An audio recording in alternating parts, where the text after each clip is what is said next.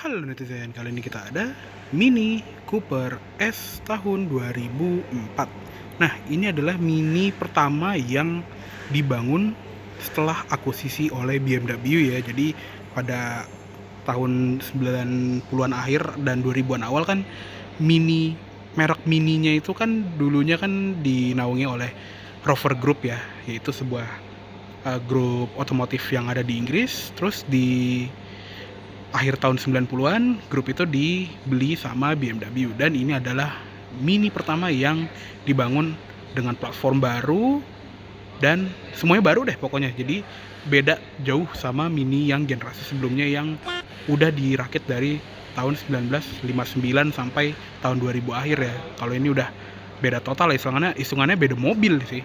Dan mobil ini tuh masih zaman-zamannya Mini tuh masih berasa Mini gitu loh. Kalau Mini kan semakin sekarang tuh agak gede ya, dan dia juga ukurannya nggak begitu bertambah jauh dibandingin Mini yang beneran Mini generasi pertama. Dan mobil ini lagi dijual di EFI showroom Bursa Mobil Blok M. Untuk harganya nanti tanya sama adminnya aja ya. Jadi bisa lihat di description di bagian bawah aja lah kalau misalnya kalian butuh kontak person ya. Oke, sekarang kita lihat ke interior dulu yuk, seperti biasa. Untuk kunci juga seperti ini. Jadi kalau kita lihat batang kunci itu familiar banget ya, kayak BMW E39, E46 kan rata-rata kuncinya tuh model begini ya. Dan untuk tombolnya cuma ada dua, tombol lock dan tombol unlock di logo Mininya. Oke, sekarang kita masuk. Dia juga kacanya frameless ya, jadi agak turun sedikit pas kita buka pintu. Untuk interiornya juga dia masih retro banget. Jadi masih ada essence dari Mini yang original ya. Untuk jok di sini sudah menggunakan jok kulit dan di bagian tengah itu ada lapisan fabriknya. Sudah ada set airbags juga dan untuk pengaturan juga lengkap ya. Di sini ada height adjuster. Untuk sliding ada di bagian sini dan di sini ada recline. Di sisi dalam juga ada putaran buat lumbar support. Oke, sekarang kita masuk ke interior dulu dan langsung kita nyalain aja ya. Lubang kunci juga common part sama BMW ini. Oke. Yuk kita nyalain, kita dengerin nih suara mesin 1600 cc superchargernya ini. Oke. Masih mulus, masih deres. Oke, yuk sekarang kita tutup dulu ya. Nah, sekarang kita sudah berada di dalam interiornya Mini generasi pertama yang versi BMW ya. Oke, jadi untuk setir ini juga masih retro banget, masih mirip seperti Mini yang original ya. Ya walaupun nggak mirip-mirip banget sih. Dan yang pasti sudah ada airbag lah ya. Untuk pengaturannya juga bisa diatur, dia tilt tapi belum teleskopik. Dan untuk di tengah sini ada cover airbag dan klakson. Tapi belum ada tombol setir, belum ada hiburan apa-apa untuk jari kita. At least udah dilapis kulit sih. Di belakang setir juga ada tuas-tuas lampu ini kayak buat lampu utama, lampu sen, dan yang sebelah kanan itu untuk pengaturan wiper depan sama wiper belakang. Untuk yang merah ini tadinya gue kira itu adalah tombol untuk ganti MID ya, padahal dia tuh indikator alarmnya. Jadi kalau kita kunci dia akan berkedip-kedip di ujung sini, jadi ini lampu ternyata. Lucu juga. Biasanya kan ada di pojokan dashboard atau enggak di sini nih di pojokan pintu kalau di mobil-mobil Eropa, tapi dia di tuas wiper. Unik banget sih. Dan untuk tombol MID-nya yang bener itu ada di bagian sini. Nah, untuk instrument cluster juga dia masih menggunakan layout Mini yang original ya. Karena kalau Mini yang original yang dari tahun 1960-an itu kan dia punya speedometer di tengah. Cuma karena dia mesinnya udah lebih canggih ya sekarang kan, jadi butuh tachometer untuk memantau putaran mesin. Untuk RPM-nya jadinya ditaruh di depan pengemudi biar pengemudi bisa lebih fokus ya. Cuma untuk di bagian speedometer itu tetap di tengah dashboard. Dan di bagian tengah sini tuh nggak cuma tachometer doang, dia tuh ada lampu-lampu indikator kayak kalau kita matiin traction control itu mati, dan banyak lah indikator yang lain. Dan kelihatannya ada indikator cruise control padahal mobilnya nggak punya. Dan untuk MID-nya tadi ya, dia di tombol dari sini. Isinya tuh cuman average fuel consumption, konsumsi BBM rata-rata, konsumsi BBM instan, kecepatan rata-rata, speedometer digital, temperatur udara luar, sisa jarak tempuh, dan balik ke konsumsi BBM rata-rata. Udah gitu doang. Dan Lanjut ke sebelah kanan. Di bagian sini tuh ada ventilasi AC yang bisa dibuka tutup dengan cara diputar nih. Knob yang di ujung ini ada laci kebuka gini. Sama di bagian sini tuh ada tombol aftermarket ya. Untuk pedal juga khas BMW, dia udah model organ pedal gasnya. Dan di sebelah kiri ada footrest yang ini nyaman sekali. Dia bisa naruh kaki gue yang lumayan gede ini ya. Di sebelah kanannya ada tuas pembuka kap mesin. Untuk door trim dia soft touch dari karet, dan sampai bawah juga dia tetap soft touch. Di bagian sini juga ada padding kulit gitu yang buat naruh tangan, dan untuk menutup pintunya tuh kita bisa pegangan dari sini. Untuk door handle juga chrome dan khas banget ya. Mini tuh door handle-nya tuh retro dan dia juga nggak ergonomis, jadi bukanya tuh bukan begini tapi begini, jadi tangan kita tuh ngebalik.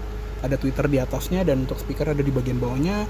Ada door pocket tapi nggak ada cup holder, sama ada kayak reflektor gitu nih di bagian sini. Oke, di seal plate nggak ada apa-apa. Sebentar, belum rapat. Di bagian atas di sun visornya ini ada card holder, dan di sun visornya ada cermin dan lampu juga. Yang tengah sudah manual dimming dan ada jam digital di bagian atas ini. Terus di sun visor kiri dia nggak ada card holder tapi tetap ada cermin dan lampunya. Dan di bagian atasnya sini juga ada panoramic sunroof ya. Jadi ini sampai belakang. Dan untuk apa ya, plafonnya itu juga bukan plafon yang kayak mobil bersunroof, tapi dia kayak kelambu ya.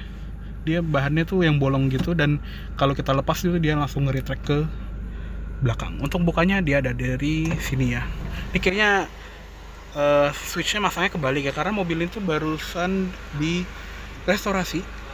Harganya juga lumayan mahal, jadi kayaknya waktu di restorasi itu masang switchnya kebalik, tapi ya yang penting masih berfungsi kan sunroofnya. Dan dia juga ada mode ventilasi. Terus di bagian tengah sini ada satu buah lampu, sama ada lampu baca kanan kiri. Oke. Untuk seatbelt juga dia bisa di adjust naik turun kiri kanannya, dan ada headrest yang adjustable juga naik turunnya. Nah kalau di tengah ini juga khas banget Mini ya. Dia punya speedometer yang gede di tengah dengan odometer sama jarum-jarum tambahan kayak fuel gauge sama temperature gauge ya. Untuk di sini tuh cuma isinya tuh odometer sama trip meter doang. Dia juga masih 22.000 mil, jadi sekitar 35.000-an kilometer nih odometernya. Ada tombol hazard, dan indikator lampu sennya juga kayak motor, kiri kanan itu sama. Dan yang sebelah kiri ini untuk ngeredupin panel instrumen. Untuk nerangin lagi itu kita ditahan ya pencetnya. Di bagian bawahnya sini juga ada head unit yang masih kayak BMW juga layoutnya. Terus di bagian bawahnya lagi ada AC-nya nih. Dia sudah single zone climate control. Jadi untuk ngatur suhunya tuh tinggal diputar ke kiri. Untuk panasin itu putar ke kanan. Paling panas dia di 29 derajat Celcius. Paling dingin tadi 15 ya. Dan dia juga sudah auto climate, ada tombol off, mode AC, sirkulasi udara, defogger belakang. Untuk arah AC juga lengkapnya ada defroster depan, ke muka, dan ke kaki. Fan speednya ada di bagian sini. Di bagian bawahnya lagi juga ada toggle switch yang khas banget Mini ya. Jadi untuk yang pojok kanan kiri itu untuk power window. Dia sudah auto up down yang sisi pengemudi. Untuk naiknya juga auto. Tapi kalau yang di sisi penumpang auto down aja. Untuk naiknya itu kita harus tahan. Tuh, kalau dilepas dia akan mati ya. Di bagian sini juga ada switch fog lamp depan, fog lamp depan, fog lamp belakang. Central lock-nya dari sini. Dan ada tombol untuk mematikan ASC atau automatic skid control. Istilahnya ESP-nya lah ya. Di bawahnya ada dua buah cup holder, yang satu juga ini masih ada asbak originalnya. Sama di bagian sini juga ada soket lighter 12 volt. Untuk transmisi juga ini kebetulan unitnya dia manual 6 speed, dan ini tuh berat banget gitu loh. Jadi menggugah untuk dipindahin terus. Untuk mundur juga kayak BMW manual gitu ya. Didorong ke kiri, kalau udah berasa mentok dorong lagi ke kiri baru ke depan. Persis kayak E36 atau M46 yang manual. Di bagian bawahnya juga ada switch untuk mengatur spion kiri kanannya elektrik, tapi dia bukan ini ya, nggak bisa dilipat elektrik, ngelipatnya masih manual. Sama di bagian sini juga ada tombol untuk nge-reset TPWS ya, tire pressure warning system. Ada parking brake, di belakang ada satu buah cup holder. Tadi di sini ada putaran buat lumbar sama ini buat recline. Ini di sini juga ada. Untuk di sebelah kiri ada airbag, dan untuk glove boxnya juga ukurannya lumayan gede. Maaf kalau agak berantakan. At least di dalamnya udah dikasih bludru dan ada lampunya juga. Oke, cukup segitu aja untuk di bagian kabin depan dari si Mini generasi pertama yang versi BMW ini. Yuk sekarang kita lihat ke kabin belakang. Untuk masuk ke kabin belakangnya juga gampang banget, karena walaupun dia nggak pakai pintu belakang ya, kita cukup tarik ini ke depan. Nah, dia akan langsung nge-slide ke depan gini. Oke. Ini kita geser dulu ke kiri, dan kita bisa langsung masuk ke kabin belakangnya. Pintu kita tutup, dan kaki gue nyangkut ke relnya. Oke, ini kita atur dulu ya backline-nya. Paling kalau misalnya segini nggak masih mentok ya, seginilah ya, tergantung kita ngaturnya gimana sih ya. Jadi emang sebetulnya untuk di belakang sini orang dewasa masih bisa masuk ya. Bahkan Mini yang original aja itu masih bisa masuk orang dewasa berempat gitu duduk di mobil ini. Tapi di Mini yang baru ini juga sama, dia masih lega. Ya emang sih di belakang sini udah agak mentok, tapi ya bisa kita atur lagi tergantung siapa yang nyetir. Di belakang jok depan juga ada seat back pocket, serta untuk di headroom itu juga masih lumayan lega, masih ada sekitar 3 jari. Di belakang sini juga ada headrest adjustable dan nggak dapat seatbelt juga, tapi kayaknya belum ada input ISOFIX ya, nggak ada labelnya soalnya. Dan di tengah ini juga cuma ada dudukan buat seatbelt buckle ya, jadi nggak bisa buat duduk bertiga kalau di belakang sini. Ada tempat penyimpanan di kiri, sama ada speaker, ada grab handle dengan gantungan. Terus di belakang itu juga sama, ada tempat penyimpanan sama ada speaker. Atap belakang ini juga bisa dibuka sunshade-nya. Nah, kalau yang di belakang sih cuma kaca doang ya, jadi kacanya tuh nggak bisa dibuka. Yang bisa dibuka tuh cuma plafon yang kayak sunshade ini aja.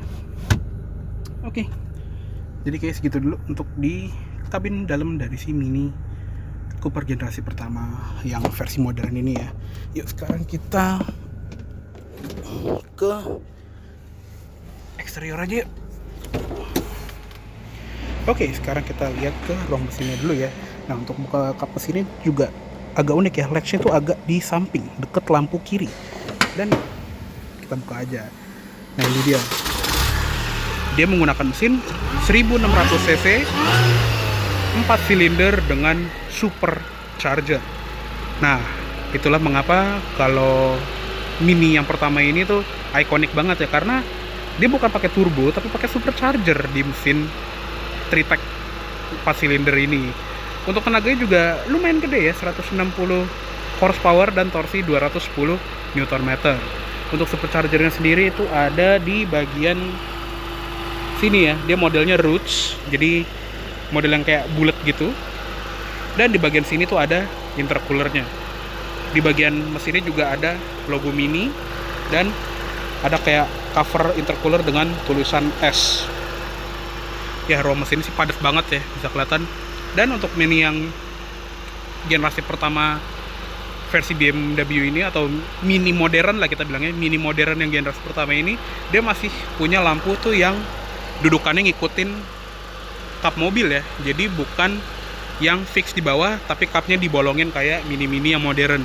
Jadi kenapa itu berubah? Karena di sekitar tahun 2006-an ya, pas Mini ini ganti generasi, di Amerika itu ada peraturan kalau lampu yang di depan atau di belakang itu nggak boleh dipasang di bagian yang bergerak kayak kap mesin gitu.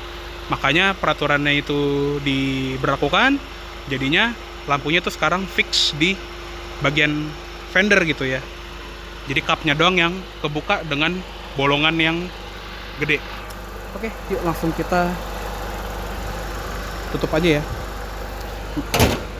Nah, untuk di bagian depan dari si mini modern yang generasi pertama ini juga masih masih retro gitu, masih unyu dan masih klasik kelihatannya, apalagi dengan warna biru dan garis warna putih ini. Kebetulan ini juga unitnya kayak bintang film Italian Job gitu ya, apalagi dengan fog lamp yang nyalanya itu bisa dinyalain dari switch yang di sebelah kiri tadi. Nah, kayak gini nih, ini udah Italian Job banget nih, udah siap turun stasiun apa gitu ya kalau yang di filmnya tuh. Untuk lampunya sendiri juga dia udah xenon, tapi dia bukan proyektor, malahan dia masih menggunakan mica burem.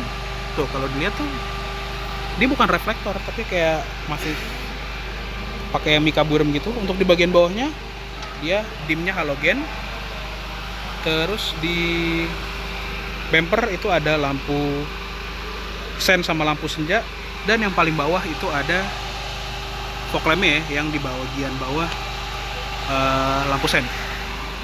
Dan mini generasi pertama ini kan dia punya supercharger tadi ya, jadinya hood scoop yang di bagian tengah kapas ini nih itu beneran bolong, mengalirkan udara ke intercoolernya. Ini yang dijadiin homage ke semua Mini Cooper S sampai sekarang, walaupun setelah generasi yang ini kan dia jadi turbo ya, nggak pakai supercharger lagi, tapi ya demi penghormatan kepada generasi pertama ini, hood scoopnya masih dipertahankan walaupun nggak bolong kalau yang sekarang. Lanjut ke bagian samping, di velgnya ini juga dia klasik banget, model tuh kayak mini-mini jadul yang palangnya tebel-tebel. Di sini bannya GT Radial Campiro HPY yang berukuran 205/45 ZR17. Untuk rem depan belakang sudah disc brake dan kalipernya juga warna merah ya. Terus di bagian fender sini juga unik nih, dia ada aksen warna bendera England, tapi ini biasanya option sih, kita bisa konfigur sesuka kita. Dan di bagian fender atasnya di sini ada kayak ventilasi bohongan dengan logo S, sama ada lampu sen samping. Spion juga nempelnya tuh di pintu, bukan di pojokan pilar, dan ada cover spion yang warna putih senada sama atapnya yang warna putih. Dan Mini itu juga selalu punya pilar A, pilar B, dan pilar C yang warnanya tuh hitam gloss. Jadi kelihatannya tuh kalau dari jauh atapnya tuh bener-bener ngambang kayak floating roof yang bener-bener floating gitu. Biasanya kalau floating roof yang di mobil-mobil Jepang kan pilarnya ada satu yang sewarna gitu ya, terus pilar yang lainnya itu warna hitam. Tapi kalau di Mini tuh bener-bener ngebikin kelihatannya kayak atapnya tuh bener-bener ngambang. Handle-nya juga dia chrome, dan di sebelah kiri sini ada tangkinya. Di sini sih informasinya RON 91 sampai 98. Harusnya minum pertama kamu masih bisa. Nah, untuk di bagian belakang juga ini juga masih kelihatan retronya, seperti Mini yang masih original. Untuk lampunya sendiri juga masih full halogen ya, masih bolam semua, dan lampu sen, dan ada lampu senja sama rear fog lamp juga. Di bagian tengah juga knalpotnya masih di tengah kayak ya Mini Cooper S gitu. Jadi Mini Cooper S kan sampai sekarang knalpotnya 2 di tengah ya, mungkin dari generasi pertama ini. Sebentar, ada satu hal yang ketinggalan nih yang wajib kalian ketahui nih, karena ini menarik banget.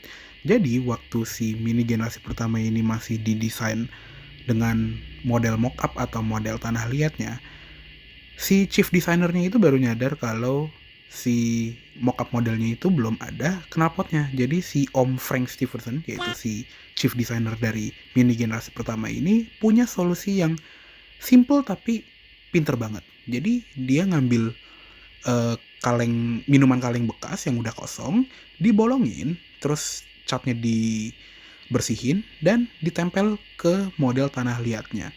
Dan itu cuma butuh beberapa menit doang kan ya. Dan saking bagusnya, si direksi dari Mini itu bilang kalau desain itu udah jangan diganti, udah bagus. Dan akhirnya si knalpotnya itu bentuknya bener-bener kayak kaleng bekas kalau misalnya kita lihat secara langsung ya. Jadi solusi yang cukup unik juga kalau misalnya kita kepepet lupa nyelesain tugas ya. Di sebelah kanan ada emblem Cooper S, dan untuk kaca belakang ada wiper sama ada defoggernya. Ada spoiler kecil dengan high mount stop lamp. Untuk antena juga dia modelnya long pole di belakang.